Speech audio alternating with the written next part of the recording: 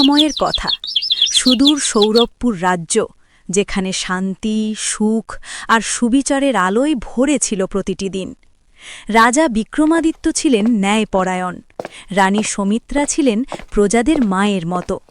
কিন্তু এই শান্ত রাজ্যের পাশেই ছিল এক ঘন অরণ্য, আর সেই অরণ্যের গভীরে বাস করত এক ভয়ঙ্কর রাক্ষস। তার নাম কালনেমি। লোককথায় শোনা যেত সে মানুষ খায়, গ্রাম জ্বালিয়ে দেয়, শিশুদের তুলে নিয়ে যায়।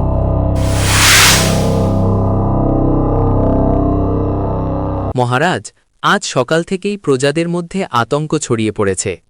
কেন মন্ত্রী, আবার কি ঘটল? উত্তরের গ্রাম থেকে খবর এসেছে, লোকেরা বলছে অরণ্যের রাক্ষস আবার নড়ে চড়ে বসেছে।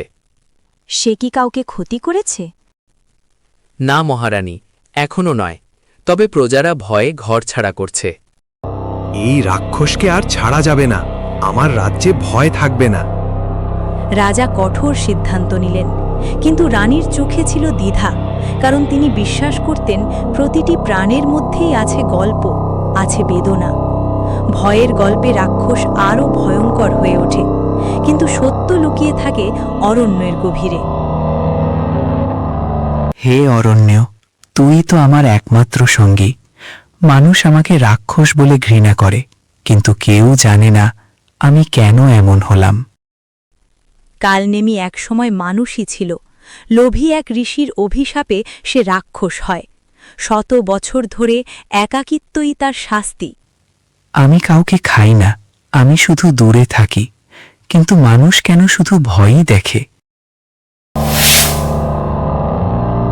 মহারাজ, আপনি কি নিশ্চিত রাক্ষস সত্যিই দোষী? রানী, প্রজারা ভয়ে আছে, রাজা হিসেবে আমাকে কঠোর হতে হবে।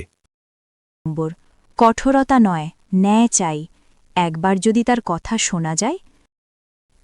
রাজা নীরব হয়ে চিন্তা করছে। এই নীরবতাই ভবিষ্যতের পথ বদলে দেয়। কিছুক্ষণ পর রানী অরণ্য জঙ্গলে রাক্ষসের খুঁজে বেরিয়ে পড়ল। তখনই হঠাৎ করে দেখা মিলল কালনেমির। ভয় না পেয়ে দাঁড়িয়ে রইল রানী। জিজ্ঞেস করল রানীকে, মানুষ, তুমি এখানে কেন?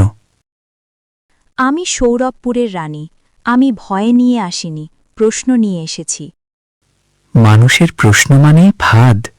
না, আজ আমি জানতে চাই তুমি সত্যিই দানব। আমি দানব নই, আমি অভিশপ্ত। কালনেমি। এই প্রথম কেউ রাক্ষসের চোখে চোখ রেখে কথা বলল।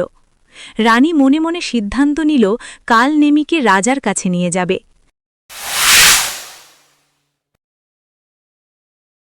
কালনেমি, তুমি কি রাজ্যের শত্রু? না মহারাজ, আমি শুধু নিঃসঙ্গ। মহারাজ, আমি তার সত্য শুনেছি। মহারাজ, হয়তো আমরা ভুল করতেছি দানবের কথা বিশ্বাস করে। ন্যায় তখনই জন্ম নেয় যখন ভয় সরে যায়। তখনই রাজা মনে মনে চিন্তা করে সিদ্ধান্ত নিল শত্রু নয়, মিত্র। রাজা কালনেমিকে বলল, কালনেমি, আজ থেকে তুমি শত্রু নও, তুমি এই রাজ্যের রক্ষক। আজ আমি মানুষ হলাম মহারাজ। যে রাক্ষসকে সবাই ভয় পেত সেই একদিন রাজ্যের ঢাল হল। কারণ দানবতা চেহারায় নয়, কর্মে, আর মানবতা জন্মায় বোঝাপড়া থেকে। হ্যালো বন্ধুরা, তোমাদের যদি গল্পটি ভালো লেগে থাকে একটি লাইক আর সাবস্ক্রাইব করবেন।